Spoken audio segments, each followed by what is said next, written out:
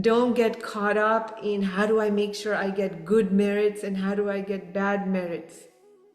You do from your side, your dharma. You do your 100% from your side. That which is known, all the transactional things of life and relationships and roles and things and objects and all of that, and that which is unknown. Because what is unknown can become knowable. And what we are talking about is neither known or unknown. It is the knower.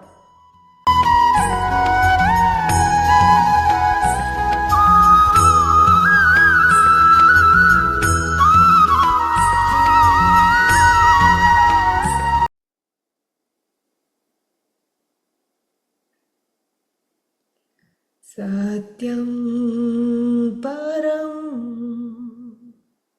dhimahi.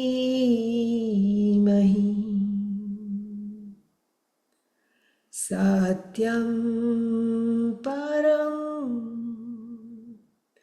dhimahi.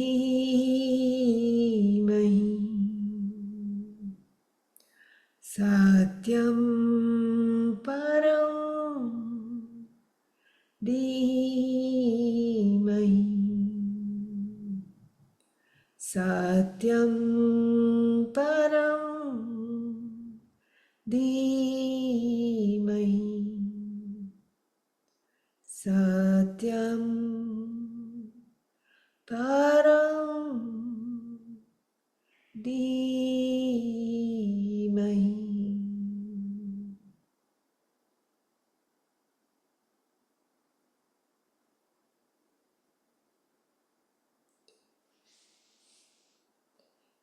Jai Gurudev. Okay. So, everybody well? I think we're in chapter 2, verse 35. No? And what has basically happened, maybe a few verses back, somewhere around, I think, verse 29 or 27, something like that, is Krishna Bhagavan has just sort of taken a little interlude, we could say. He was giving the highest of knowledge, right?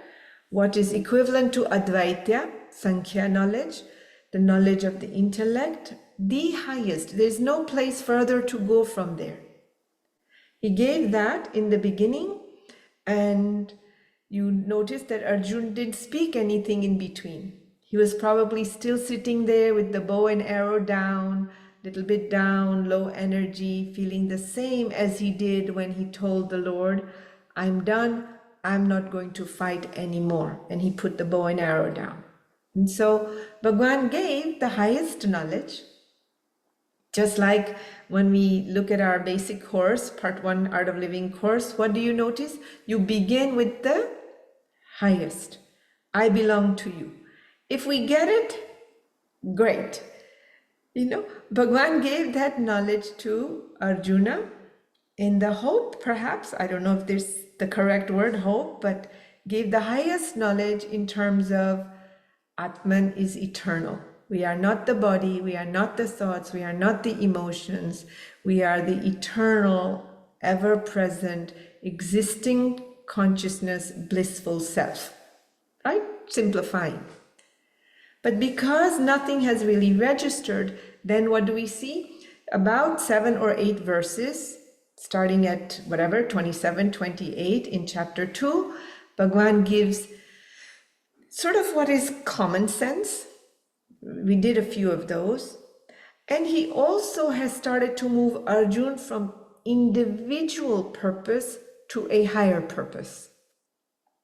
Right? Because, and he's directly addressing, if you look at the language, I mentioned this in the last talk, if we look at the language, Krishna Bhagwan is directly addressing some of the questions that Arjuna had asked, like, you know, how can I be happy killing these people? And he says, oh, you will be the happiest because look, a warrior unasked for is getting the greatest of opportunity. He is directly addressing each of the questions that Arjun had, right? And Arjun, remember, has come into the battlefield for, I want to take revenge. When he arrived first, I want to take revenge. I want to get the kingdom for me and my brothers. And Krishna Bhagwan's answers are now moving towards dharma, swadharma. We spoke about living and aligning with our nature. Right? You're remembering any of this? I'm just triggering your memory for it. No, he spoke about dharma, aligning with our nature. And what is the biggest dharma of someone in his position? It's not kingdom for himself or revenge for himself or kingdom for his brother or his brothers, but it's what's good for the country, for the town, for the citizens, for his people that he represents. That is the correct dharma. So he's moving from me to we. It's not the highest, mind you, Sankhya, but it is higher than where Arjun entered into the war. Arjun entered into, it's all about number one, me. I'm going to get revenge. And it was all about me again, but in disguise. What is mine? My brothers. And for myself and my family and my brothers. Remember the me and mine conversation. But now, Bhagwan is saying, move from me to we. When you move for the greater good of your dharma, of your role, then you will attain heaven, meaning punya, merits. And if you do not do what you are supposed to do in your dharma, what will happen to you?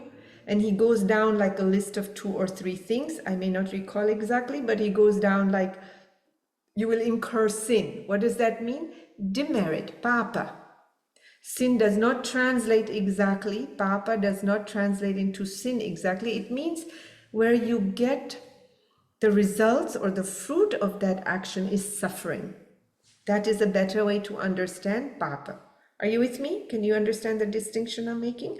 When you are in alignment with your dharma, you do what you're supposed to do, then you get punya, good merits. Like we take care of our parents, aging parents, we are supposed to do that as children. What is our duty and our responsibility? And proper dharma and aligning in our nature as a child, son or daughter, is to take care of elderly parents, correct? And when we do that, we are in alignment with our nature, swadharma, doing our duty, what is responsible for us, going outside of me and taking care of parents. This brings punya. They say the blessings of the parents are earned in these moments. It's when we have taken care, when we show up for our parents, that is when, after they have passed in Pitrulok, you know this, some of you know this, Pitrulok meaning when they are in the ancestral world, they sit and they bless us. Otherwise, sometimes, if they were not properly taken care of, if somehow they felt a certain sourness, where they felt the son and the daughter, all they did is take care of themselves, or all they wanted was the money, or, you know, these kinds of things, then they have dosh. Pitrudosh means unhappy ancestral energy comes down on us. This brings a certain kind of suffering in life. Remember, okay, everything is a whole. No thing is an island. Even an island is not an island by definition. It appears to be an island, but it's connected somewhere underneath the waters that we just don't see. That's all it is. But it's connected. It's not like it's just there floating on the top of the water, disconnected from anything and everything. It's even connected to the water.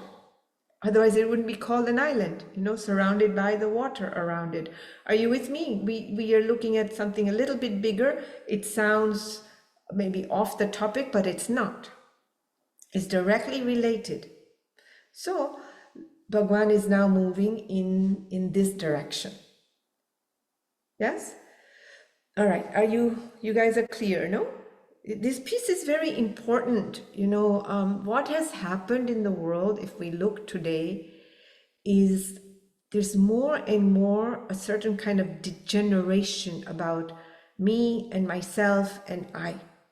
And we've forgotten that we're part of something greater, larger. Life that we see is one big throbbing organism. No, it's not separate like we see everything is disconnected. Even in a room, if you think about it, for some reason, because there's some room in front of me, the example of room and roominess keeps coming up, but each thing relates to another. If you just have a sofa and a chair floating somewhere, then you see there's some kind of a disconnect. So then you bring your chair closer, or you put a rug underneath it, or you put a cushion to, quote, tie it all together, isn't it? And that's just on the most surface level, the most superficial. Your plate of food, there's some sort of a connection there. Okay, I don't make pasta and then serve miso soup. Italian food and miso soup, but at the same time, there's some interrelating that is continuously happening. So, Bhagwan is now moving him to Dharma. All right? So let's read 35 again. We may have read it already, but let's begin there. भयाद्रणादु परतम् मन्स्यन्ते त्वां महारथाः येषां च त्वं बहुमतः भूत्वा यास्यसि लाघवम्. And the warrior chiefs who thought highly of you will now despise you, thinking that it was fear which drove you away from battle. I have already commented on this, correct? Imagine when you have reached a pinnacle of anything. Of course, we're not sitting here saying be concerned about other people's opinion, because that goes against everything that we've been talking about, right? In part 1 course, don't be a football of others' opinion. At the same time, he's saying, look what will happen to you. When you have a certain reputation and then you crash, it's very difficult for one to live if the highest knowledge is not there to guide you through. It becomes very difficult. And he's again directly poking at some of the challenges and questions that Arjuna had. Yeah? Continue. वादांश्च बहून् वदिष्यन्ति तवाहिताः निन्दन्तस्तव सामर्थ्यम् ततो दुःखतरं नु किम्. And your enemies, disparaging your might, will speak many unbecoming words. What can be more distressing than this? हतो वा प्राप्स्यसि स्वर्गम् जित्वा वा भोक्ष्यसि महीम् तस्माद् उत्तिष्ठ कौन्तेय युद्धाय कृतनिश्चयः. Die and you will win heaven. Conquer and you enjoy sovereignty of the earth. Therefore, stand up, Arjuna, determined to fight. So that's clear. If you follow adharma, if you're not in alignment with your nature, your duty, your dharma, then what will happen? Your enemies will see that you were afraid. Your reputation will be, your legacy will be that you ran away from the war, that you will incur papa. But if you do follow, what will happen? When you die, if you lose, you die, you will incur the heavens, punya. When your actions are in alignment with nature and your role, then you incur merits, punya, right? And what else will happen is, and if you win, if you succeed, then you will have sovereignty, you will reign on earth, you will gain your kingdom and you will rule. Yeah? Go. सुख दुःखे समे कृत्वा लाभाभौ जया जयौ ततो युद्धाय युज्यस्व नैवं पापमवसि. Treating alike victory and defeat, gain and loss, pleasure and pain, get ready for the battle. Fighting thus, you will not incur sin. Yeah? It's as I said, align in your dharma. Look, it's, you know, we kind of want to run away from things, even on the path. Here we are with family and kids. How many times have you heard people come and say, Didi or Guruji, I just want to do seva. I don't want to go to work. I don't want to do these things. Have you not heard these kinds of statements from people who have families? Yes or no? Yes? You will naturally hear this. But but what happens? Look what he's saying. If you are a father, a spouse, a son, daughter, you have family, and you want to run away. Spirituality is not escapism. Knowledge is not escapism. What does a son do?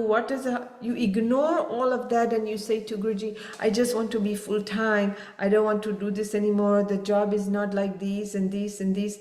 First thing he will say is, then who is going to take care of your kids and your family? How are you going to make payments for your home? Do you have any debts? Do you have any loans? Do you have credit card payments?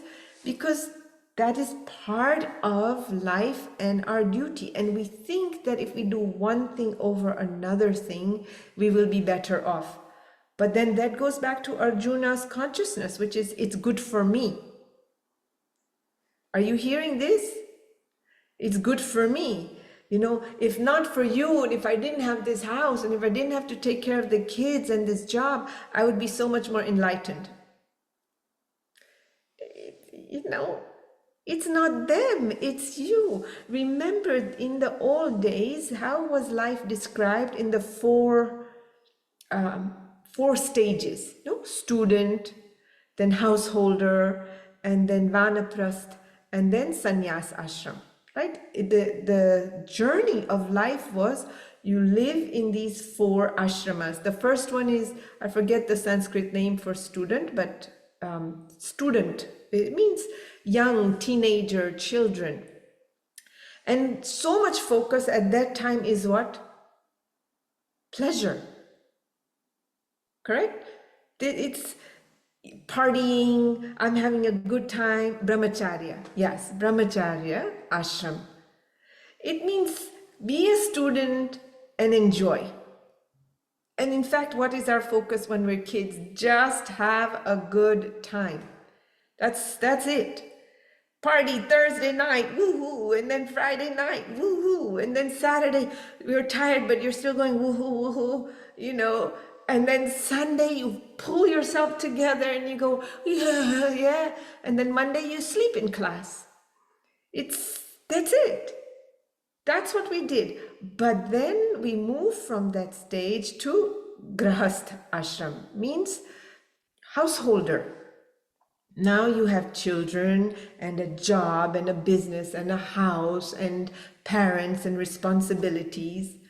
It's a different kind of energy. How much partying do you want to do now?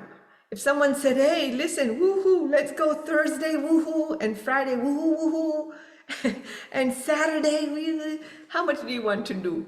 You're like, okay, look, okay, we can go Saturday maybe to dinner. Yes or no? It's not the same kind of pleasure that you're interested in. Something else has come. And then from Grahast ashram, you go to sannyas ashram, what maybe we would loosely call retirement. And this defines our dharma, depending on which phase we are in, which stage we are in, it defines our dharma. And this is, in Sanskrit, it's called vanaprast, but in English, we would loosely call it retirement, but it's not exactly that. Or maybe you could see it that way. It's where you withdraw, where you relinquish some of your entanglement in running the grahast ashram, running the house and the business and so on. There's a story, we were just talking about Ram Bhagwan, but Dasrath Raja, the king, father of Rama, he's looking in the mirror and he notices that the crown is a little bit tilted. And he notices gray hair on the side. And when he notices that the crown is slightly tilted, he recognizes, it's time for the third stage. It's time to hand the crown over to the son now, because it's tilted, Grahast, then you hold everything tall and you walk so and so on and so forth. And so he then decides, okay, now it's time to hand over the kingdom to my son. You withdraw. But do we really do that? We don't, children are grown up, business is there, you hand over your tijori, we say, your keys to the locker, to the bahu, to the house, to the wife at home, or the son, the elder person. And then you give your wisdom and your experience and your learnings, but you're not entangled in all the decision making and so on. But that's not what we necessarily do. Now we start getting involved with the grandkids. Don't raise your kids like that. You should do this. No, that's not correct. You should do it. Play with the grandkids. Give them the wisdom, the love, the care, but let the children do what they want. You think the children really want you fully involved in their life? I mean, those of you who have children, do you really want your parents involved in your life?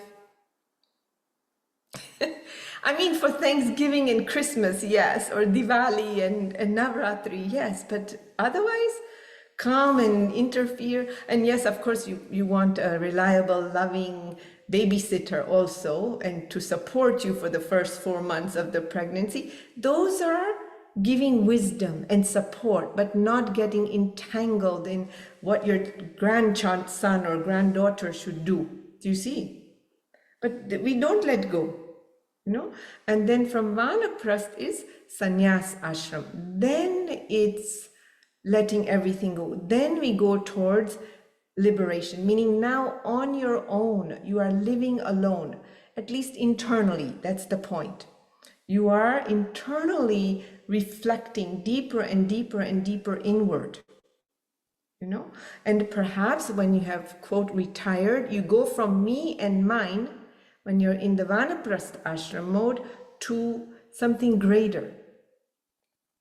In the first stage, it was pleasure and all about me, myself, and I, number one. In the second stage, it appears like it's not, but to some degree, it's still about me, myself, and I, because it's my family. You have slowly moved away from me-ness, correct? Me, for the family. But then when you get to the third stage, it's not just me and what's mine, but also for other. This is where service comes in. This is now evolving the consciousness, becoming ethically, socially, morally more involved in the life that we are a part of, the wholeness that we are a part of. And then at some point, even that you have to let go. And you have to start to do what? Look further and further inward. If you look even within Art of Living, Gurudev is more and more and more moving the younger generation of devotees and students and teachers to move forward, and people like myself to do less and less and less teaching, to say now you go inward, you look towards yourself more, to the knowledge that Bhagwan has just already given to Arjuna. You see? And notice how well these 4 stages, in a way, as I'm thinking about it, relate to, the 4 artha, kama. Can you just tell me the 4? Artha, kama, moksha. Dharma, artha, kama, moksha. Exactly. Notice how those 4 are relating to these 4 stages. The first is all about pleasure. Pleasure, pleasure, pleasure. Artha comes when? In the family.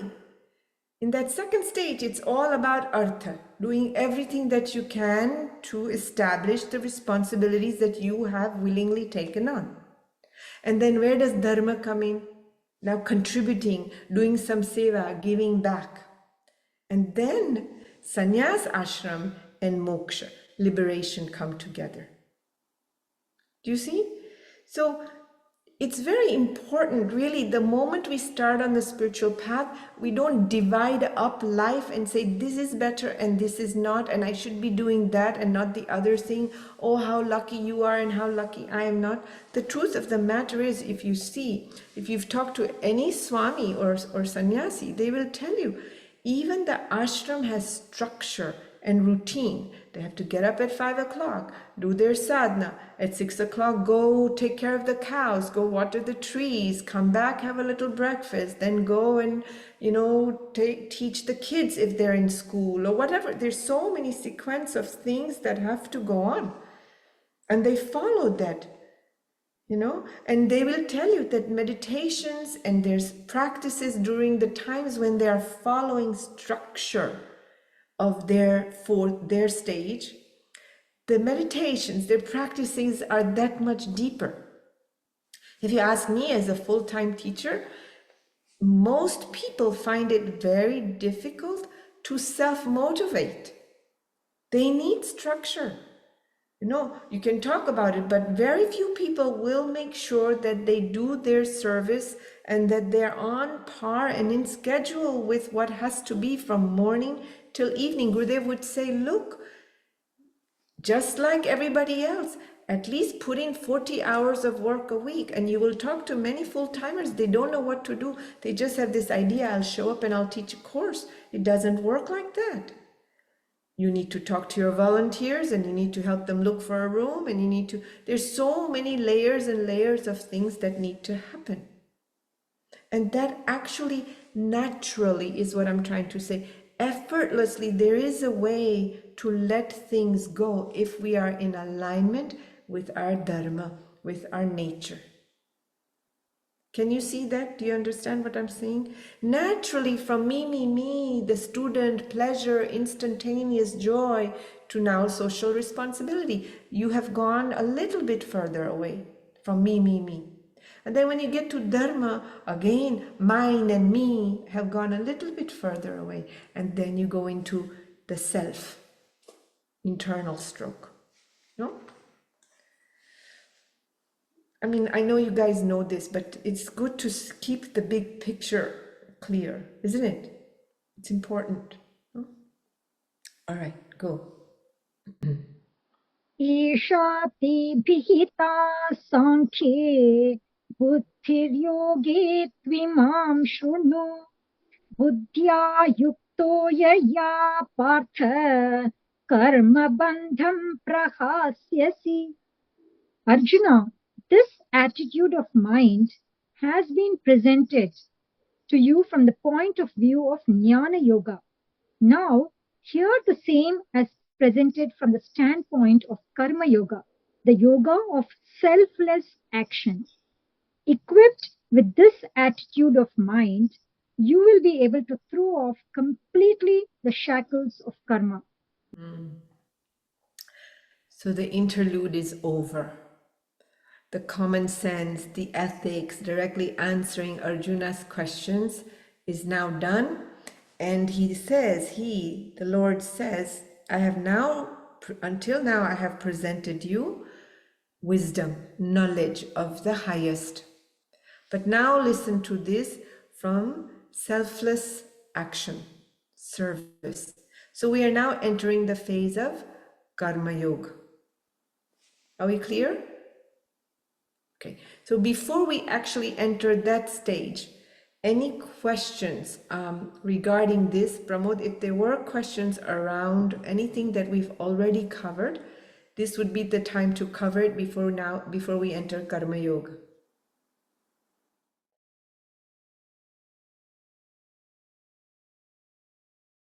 Hey Didi, can you just this is Sangeeta. Do you mind just reinforcing and reiterating what Pitra Dosh was?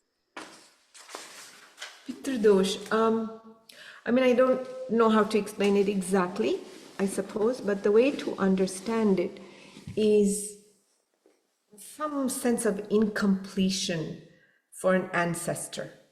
Maybe that's one way to see it. Or an ancestor who somehow didn't feel happy as they passed. Happy, I mean, nobody wants to die, right? We hold on for dear life, correct? Everybody, you put a little ant in a sink and you see how the ant struggles to survive, right? Life is that precious. But ancestors who went with some sort of a gripe with children and family members and brothers or sisters or some such thing, then there's this sense of shadow. That energy affects us because remember, we are not an island. 7 generations before us and 7 generations after us. Everything we do is very connected. Our sadhana, our pain, our pleasure, our joy, our service, we all share it with our ancestors. You have heard this. In fact, when part 2 course ends, right? What is the closing meditation? To share the blessings with our near and dear ones, you know? And so there is, I think it exists in Mexico and all ancient traditions, the Day of the Dead, or in what we call Shraddh in India, you know, where we honor the ancestors. Remember what Gurudev has said, that 1 year of our time is 1 day for the ancestor. So every year at a particular time, we honor the ancestor, and it doesn't have to be a big thing, but just the sense that, you know, we're grateful directly or indirectly. We are here because of you. You are responsible for my presence here today. In one way or another, you have contributed to my life here today, and we're grateful and we bow down. In the part 2 course, we also bow down to our ancestors. We bow down to our parents, isn't it? And you have to see, they're not, these processes are not just fillers. They're there for us to find freedom and gratitude for what we are directly connected to, which is our lineage, our ancestors, you know? So, and usually Shraddh, usually that 1 day, forget if you don't know the specific tithi, then just the day before Navratri begins, before the first day of Navratri, at least that day they do all the sort of the honoring. That's the one go-to day, you know. There was a question from last week around how we can play more to win in life instead of playing not to lose. Is it bad or incorrect to do the latter, especially if you've grown up being risk averse? Look, there isn't anything that we are discussing that has a sense of judgment in it, meaning good or bad. For sure. Do you hear any of our discussion as me categorizing it, this is good and this is bad and this is right and this is wrong? Do you hear that? Because that is not the knowledge. That is not where we're going. No? And also remember that until now the knowledge was about moksha, liberation. The highest of knowledge was given by Bhagwan, right, to Arjuna. And in the context of playing to win or playing not to lose, was in the context of Arjuna. Initially, he was playing what? To win or to make sure he doesn't lose? It was to make sure he doesn't lose. Playing it safe, avoiding, running away. It's not right or wrong. You have to choose what keeps you happy, vibrant, alive. Usually, when we play not to lose, we're not. Usually there's something that pinches us, that kind of says, I know I could have and I didn't. I should have and I didn't. Do you understand what I'm saying? I give you an example. I have a niece, but when she was young, she was in track and field, you know, very, very good at track and field, like a long-legged girl who could just go over things and amazing. But she didn't have the confidence. What she would do is play lesser than herself. So if she could jump 6 feet and there was some big competition, she would set it up like she's going to jump 5.5 or 5 3/4 feet. Do you understand? And then she would win at 6. She could already win at 6. She had already gone, she would never say 6.5. But then even though she would win, she would not be happy because she knew she was not playing really to win. There was no risk involved in it for her. Do you understand?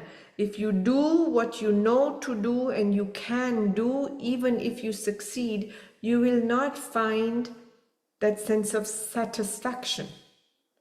You will feel at some point like you're getting by, because you are getting by. Nothing wrong with that. There's absolutely nothing wrong with that, as long as you don't feel anything, any contraction or pinch. But if you do, then you have to do something else. Are we clear?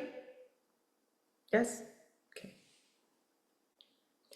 In India, it's the new moon just before Navratri. It's called Mahalya Amavasya. That's correct. So it's just before Navaratri is when we honor the ancestors.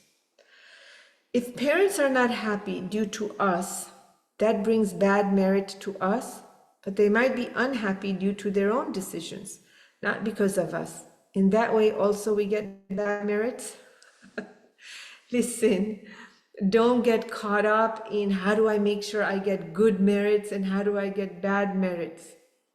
You do from your side, your dharma. You do your 100% from your side. And then you let it go. We're about to enter Karma Yoga. He will talk about the fruits of your actions very shortly. So you just be patient. You cannot be attached to what you do and making sure that the results are what you wanted them to be. If the results are what they are, if the parents or anything else or anyone else does what they do with it, you can relax. No?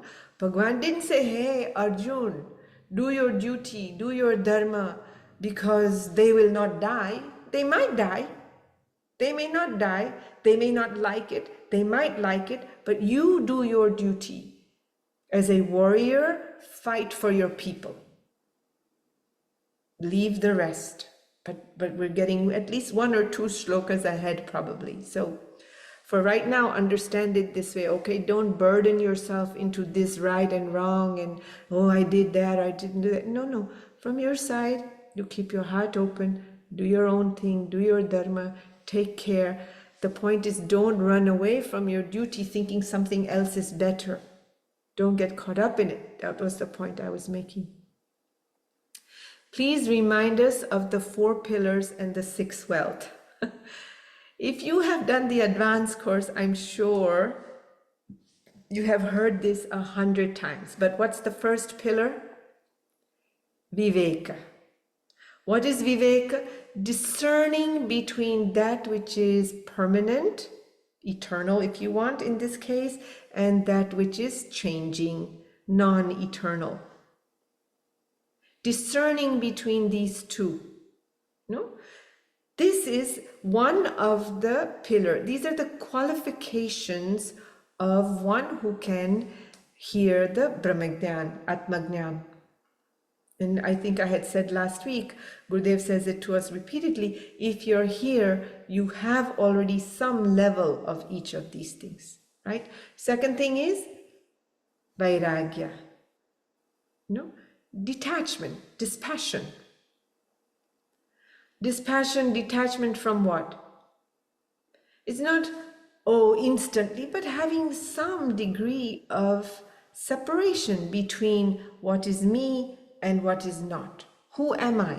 What am I? Those questions come up more easily. Detachment from ideas, thoughts, likes, dislikes. This is mine, this is not, that is other, and this is mine. That is ultimately the place of dispassion and detachment that comes in. Ultimately. And then the third are the 6 wealth. What are they? Sama. Sama means a calm mind, equanimity, serenity, calmness. You can see it like this, Sama. Then Dhamma. Dhamma is discipline. Having some say over Dhamma is control of the mind. And then Titiksha, forbearance, spiritual forbearance. Understand this. Things go a little bit down, then we lose our faith. Something happens that we don't want, we lose our faith. We don't want to do our practices anymore. Haven't you heard that? Oh, okay, how can God have COVID happen? I know that's an extreme example, but even so, that is an example. How could God have a COVID? There's no God. I can't do my sadhana anymore, and I don't go to church, and I can't do my prayers anymore. Spiritual forbearance.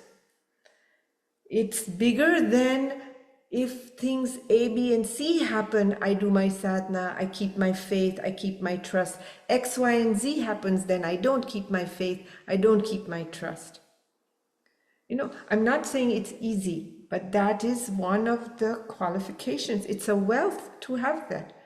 You'll see people will say, I don't know, I just thought my father did his sadhana and he was a teacher and he was a good man. How come he died? Ever since then, I don't believe in God and I've lost my faith and I don't do my sadhana and I don't do seva and I've pulled back. I understand why you are going through a loss and grief and it's too much and it's better it lands on the divine than yourself or to someone else near you. But spiritual forbearance is you have to come back again and again and again. Imagine if you would go through medical school or law school like that. Oh, I failed, so I can't do it again. I failed an exam, I won't go anymore. Or there's a bad lawyer out there, so I cannot be a lawyer. Imagine, we don't do that. But in spirituality, we very quickly lose our forbearance. How about for your business? Oh, do you just give up at the very first thing and lose faith and confidence in your business and close it up and say, okay, I think I'll go be a postal worker? Do we do that? No. Correct? So it's very important that we have titiksha. And then uparati. Maybe it could be seen a little bit like contentment. See, I don't want to say ability to enjoy just for this purposes because of what we've been discussing. It's not the idea of enjoying like pleasure. But it's a sense of gratitude for what you have rather than what you don't have. Maybe you can see it like this. Our focus doesn't stay on what we've been given. Where does our focus go? On what we don't have. And when our focus goes on what we do not have, then we do no longer appreciate, we could say enjoy, in this case, understand it, the things that we have. The word is contentment. Is the word I used earlier to be, listen, contentment I discovered, so until maybe several years ago, people would ask and I would ask, hey, are you happy? So I understood happiness in a very specific way, as if that was the goal to achieve. Do you understand so far what I'm saying to you? I'm trying to share a quality, that shift that happened for me. Happiness seemed like was the thing to get to. But then several years ago, life moved in a particular direction and then COVID happened, challenges, health, starting to see things from a bigger perspective, maybe entering another stage of life, aging, all of those kinds of things. Suddenly, today, if you ask me, are you happy? My answer is not so much about happy, yes, but there's a sense of contentment, which for me is, for lack of a better word, bigger than happy. For the mind is more in a sense of acceptance, appreciation, contentment, at one with my nature more. Do you understand this distinction that I'm making? So that is uparati. It's actually very, very beautiful, this word. It has layers to it. Uparati has gratitude, contentment, appreciation, and it also has this sense of not looking outside. That's part of uparati. Then the sixth, last wealth is shraddha, faith. Samadhana is, the way Gurudev says it is like if you look at a certain generation of people, the older people, they have this uparati, this kind of contentment, but there's also a kind of peace that's within them.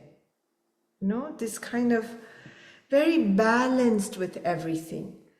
No, something happens. My grandmother was like that. These things happen. Something really big happens, they're not rattled. There's a kind of balance. There's a kind of peace with it. They don't go up and they don't go down, and they don't get lost in the energy of something big or good or bad. That is the subtle distinction between samadhana and uparati. It's like sort of peace and equanimous, but the best way to understand it is older people in a certain generation. And of course, they have a certain kind of contentment in order to be able to have samadhan. They have a certain level of uparati to be at balance, at peace within oneself. Do you see now? Is that clear? And then the last wealth is shraddha, faith. Faith in oneself, faith in your practices, faith in the divine. I don't see you yet. I don't know where the heck you are yet. I don't know if I'll ever see you, but I'm patiently here because you will. Because I do exist, because I'm here, because it's there. It's a quality of faith that's not like, oh, blind and praying, but this certainty, a sense of certainty in life. You could add quality of confidence that I will get there. It is possible. Grace will support me through it. That, you know, very beautiful. And then the last thing is mumukshatra, aspiring for something greater than that which is known and that which is unknown.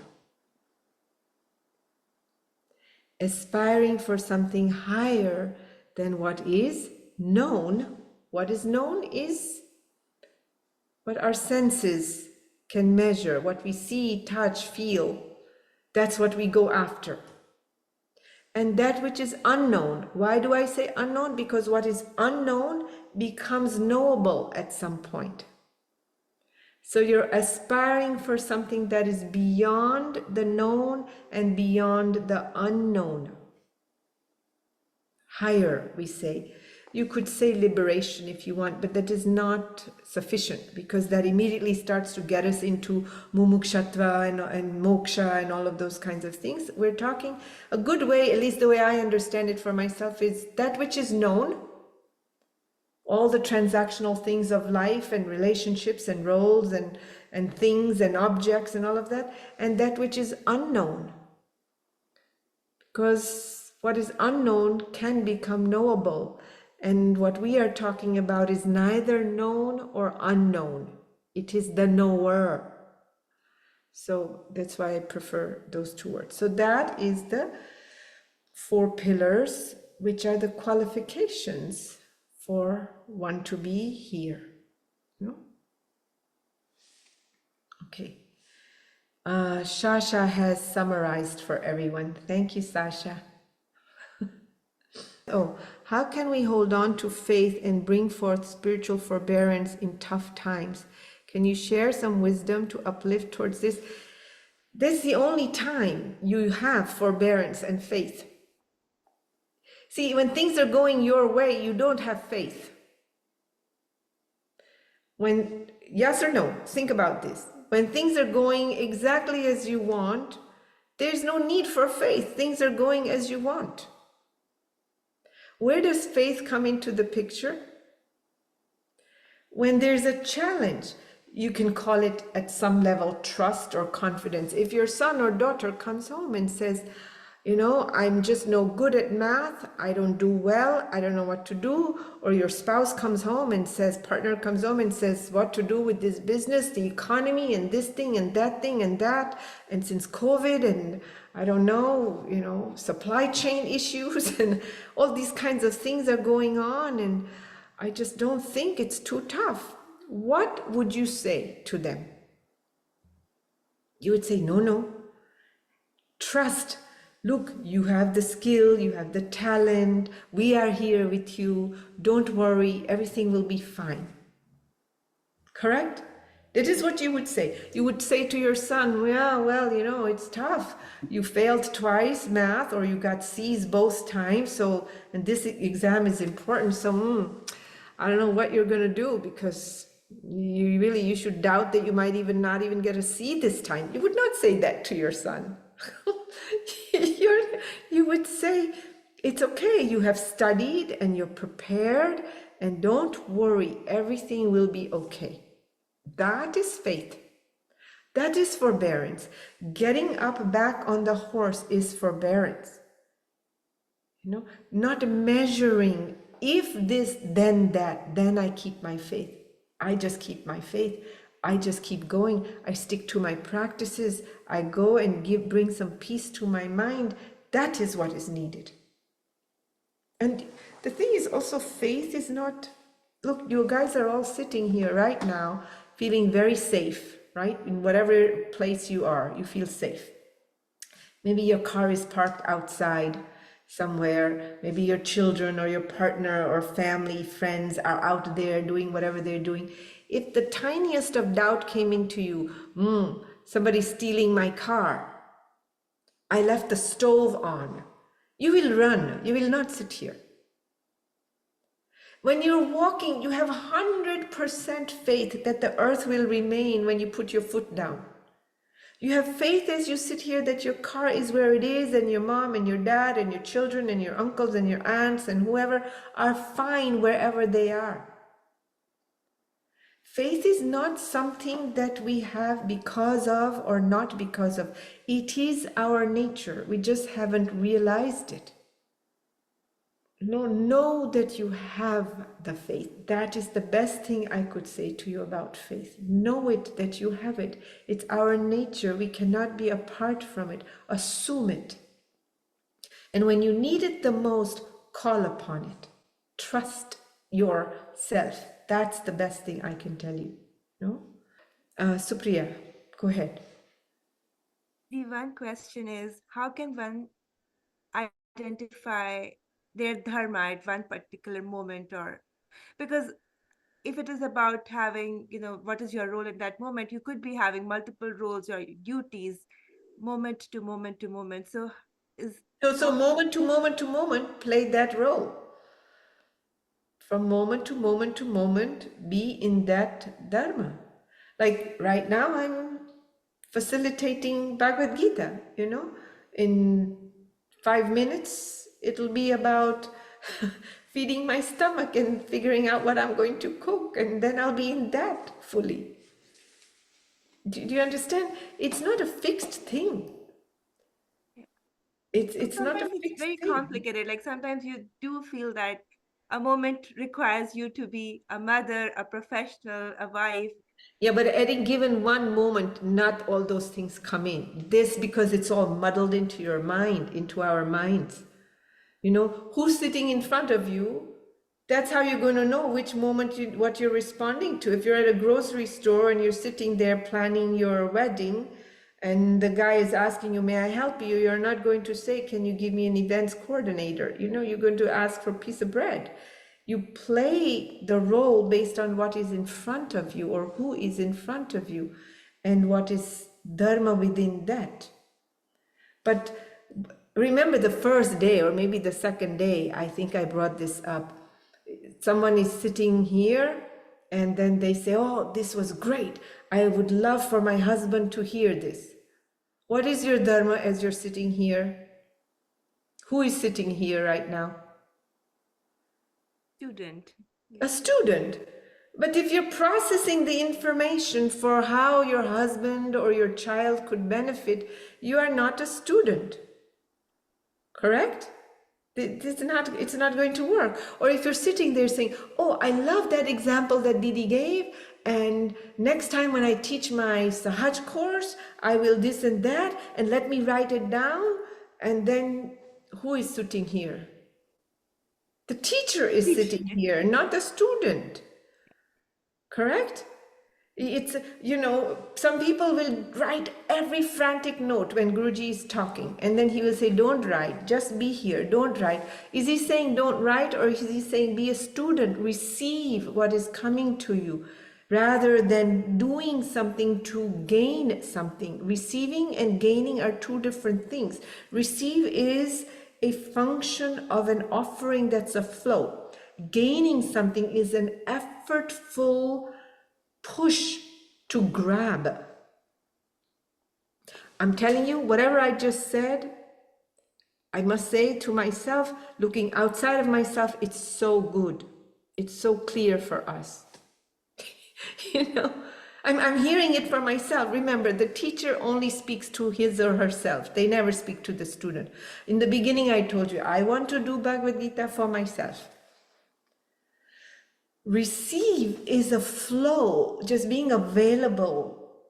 You know, you enter a state of, oh, Niranjano, I get it. And it plants itself in seed form when we're discussing wisdom. You sit there writing, where they will say, no, don't write, no need to write. It's a computer, better here. Why are you writing? What, you want to write a book? Copy paste. Wisdom cannot translate into experience if it's somebody else's experience.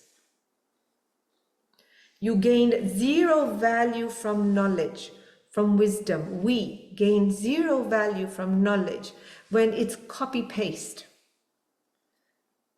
You know, somebody else cannot. Look, if Arjun would have heard the knowledge, everything would have been over. Correct? We have received this knowledge, haven't we? In 100 different ways. Part 1 course starts with the highest of knowledge. We just don't realize it until much later. But we don't get it. One thing is understanding, another thing is knowing. They're two separate things. No? And even understanding, if it's not your understanding, you will not move towards the experience of knowing something. Look, do we know being angry or frustrated is bad? Yes or no? I don't think we really do. Do we understand that anger is really bad? Yes or no? See, now you're not raising your hand. Don't be chickens. We think that we understand jealousy, greed, anger is bad. Yes or no? We think we have but actually, do we have an understanding, or is that what someone told, something we heard and we adapted? So it's not even a deep understanding, it's just heard, it's information that we vomit and can speak about deeply and full of it and all of that. But because one time, if we fully get, envy or whatever is not okay, more than likely we wouldn't do it again. Because from understanding, we would move into knowing, experience. So, nididhyasa, application, contemplation is very, very necessary. The moment we ask the question why and how, it means we are people who want to copy paste. God bless me, whatever is happening today, that's good information, whatever I just said. Are you hearing what I'm saying to you? If we are people who keep asking why and how, then we are people who are operating, playing not to lose. We are collecting information and then we make it into a right and a wrong, or we make it into a concept and we make it into the driver of our choices. I don't know, that sounds like something should be in the Bhagavad Gita. Do you understand what I'm saying? We're so conditioned. Something as simple as frustration, anger, it's bad. Killing. to kill. No? Arjuna had been doing it all along. Suddenly he comes in front of people and he's like, now I'm not sure. Now he's starting to understand something. Are you seeing what I'm saying to you?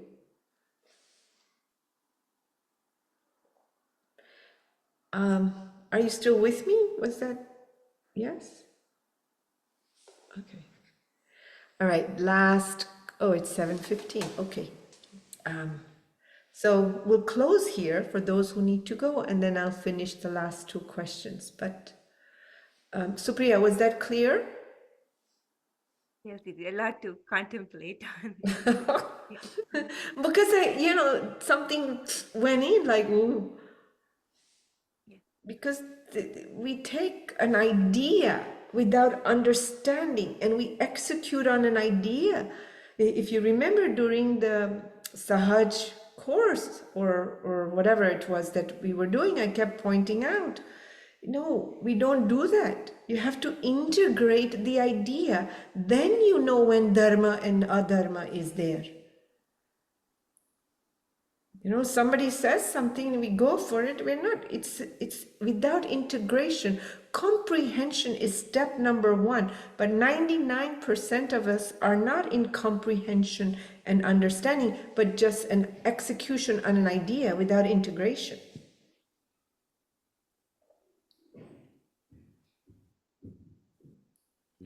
Okay.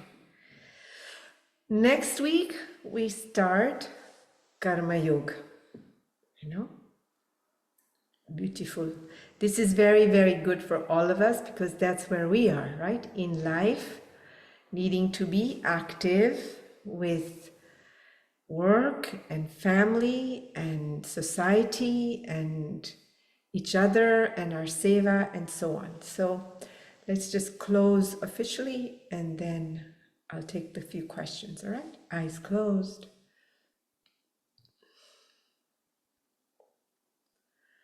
Satyam param dhimahi Satyam param dhimahi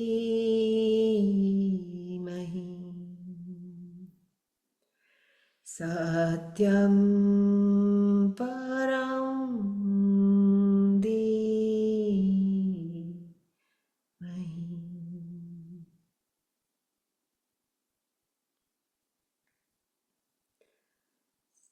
Take a nice long breath in. A little longer breath and hold. And let it all go through the mouth.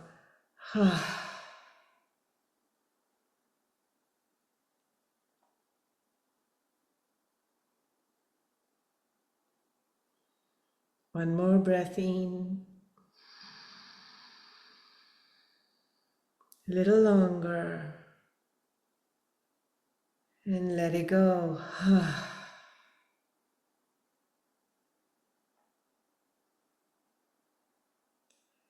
Nothing to figure out. Nothing to fix. There's really nothing to learn also.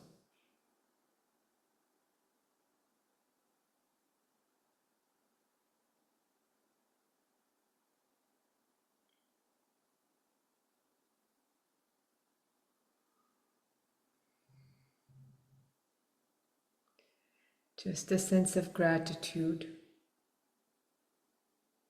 that in all the billions of lives, you are one with the human body.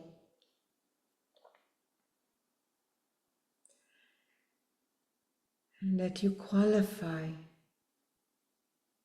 to hear this wisdom. And that you have the aspiration to look beyond that which is known and unknown.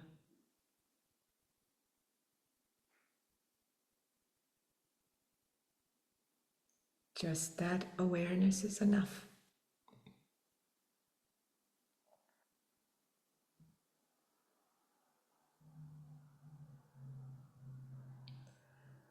From our side, we keep going.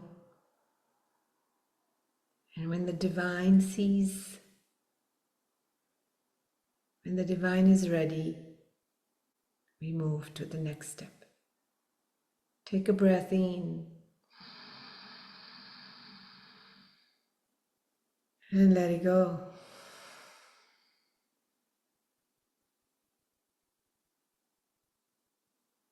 Right this moment, right now,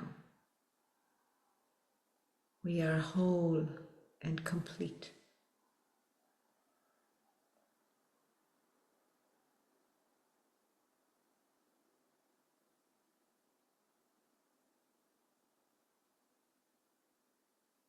So in the next breath, let go of any effort. Breathe in. Whatever is, it's perfect. Breathe out.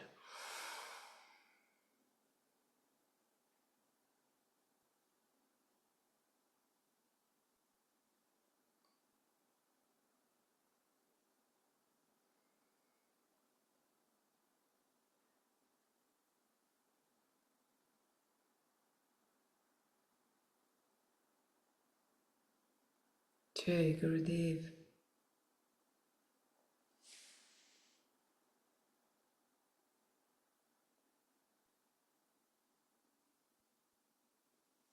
God bless.